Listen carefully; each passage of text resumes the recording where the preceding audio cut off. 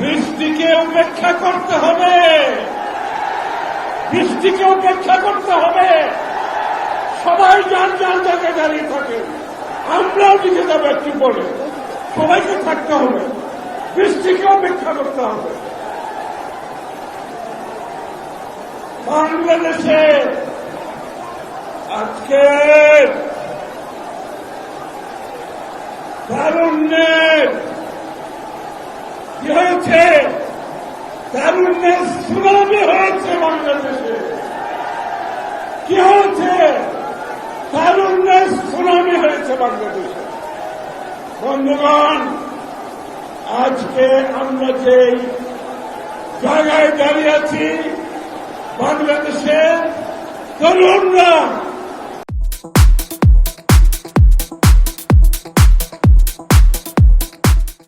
আজকে লক্ষ লক্ষ তরুণ যেইভাবে আজকে উপস্থিত হয়েছেন, তারা একটি বার্তা দিচ্ছেন।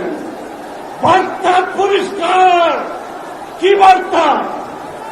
বার্তা কি? বার্তা কি? বার্তা কি?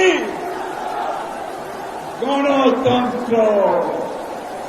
বার্তা হচ্ছে গণতন্ত্র, এবং গণতন্ত্রের পথ হচ্ছে নির্বাচন। গণতন্ত্রের পথ কি? গণতন্ত্রের পথ কি?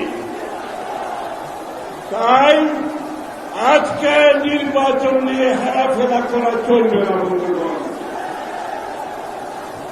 ওই সংস্কারের কথা বলে নির্বাচনের রোডম্যাপ পিছানো যাওয়ার কোন সুযোগ নাই। বিচারের কথা বলে রোডম্যাপ পিছানোর সুযোগ নাই। একটা কথা একটা ভাইয়া, এই যে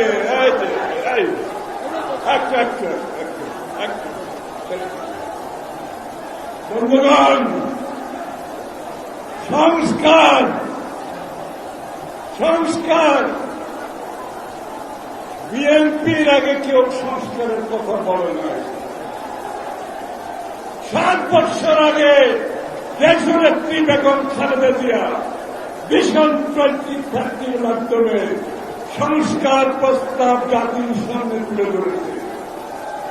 জনাব তারেক রহমান আমাদের প্রিয় নেতা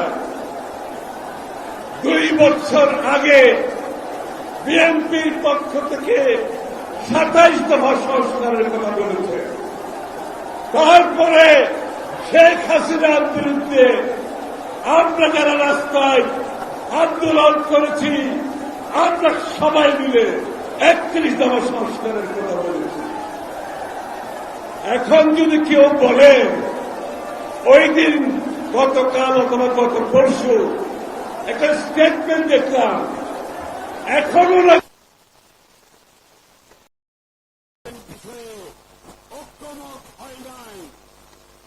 আমি তাদেরকে পরিষ্কার ভাষায় বলছি, কান খুলে শুনুন। বিষয়ে সংস্কারের বিষয়ে ঐক্যমত না হয়ে থাকে, সেই সংস্কার করবে বাংলাদেশের জনগণ, আর কেউ সেই সংস্কার করতে পারবে না। আমাদের জনগণ যেখানে ঐক্যমত হবে না, যতই গুরুত্বপূর্ণ হোক, সেই ঐক্যমত বাংলাদেশের জনগণের ভোটের মাধ্যমে, ব্যালটের মাধ্যমে গুরুত্বপূর্ণ সংস্কারের সমাধান হবে। আপনাদের মাধ্যমে হবে না। আপনারা চেয়ে এই সমস্ত স্টেটমেন্ট আর করবেন না। আর বিচারের ব্যাপারে বলছি, আমাদের মতো ক্ষতিগ্রস্ত কেউ হয়েছে?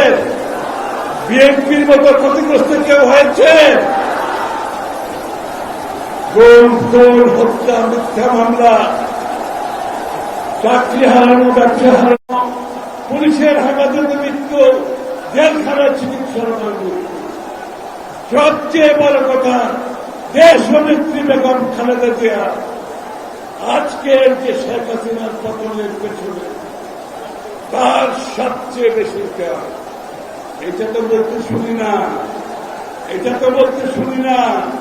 জীবনের ঝুঁকি নিয়ে যিনি শেখ হাসিনার পতনের জন্য বাংলাদেশকে ঐক্যবদ্ধ করেছেন, তারেক রহমান সাহেব সেনাপতির ভূমিকা পালন করে এই আন্দোলনকে স্বৈরাচারের পতনের যে পথ খুলে দিয়েছে, এগুলো আমাদের বুঝতে হবে।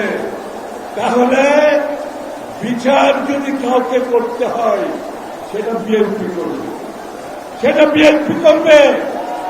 এই বিচার যদি অসম্পূর্ণ থাকে, সেই দায়িত্ব বিএনপি পালন করবে। কারণ আমাদের মতো এত কঠিন সময় কেউ অতিক্রম করে না, এত ত্যাগ কেউ স্বীকার করে না। যারা বিচারের কথা বলছে, আমি একটু বলছি কথাটা, যারা বিচারের কথা বলছে, শেখ হাসিনার যদি পতন না হতো, এই লোকগুলো কোথায় থাকতো? আপনাকে আমি একটু বলেন, শেখ হাসিনার পতন না হলে এই লোকগুলো কোথায় থাকতো? তো কেউ বিদেশে, কেউ এখানে চাকরি করত, কেউ ব্যবসা করত। আমরা থাকতাম জেলে, আমরা পেতাম ফাঁসির কাছে। সুতরাং বিচার কে করবে? বিচার আমরা করব। তোমাদের উপর কোনো ভরসা নয়, তোমাদের উপর কোনো ভরসা নয়। বিচার বিএনপি করবে আগামী দিনে। আমরা তারুণ্যের অধিকারে প্রথম অধিকার ভোটের মাধ্যমে নির্বাচিত সরকার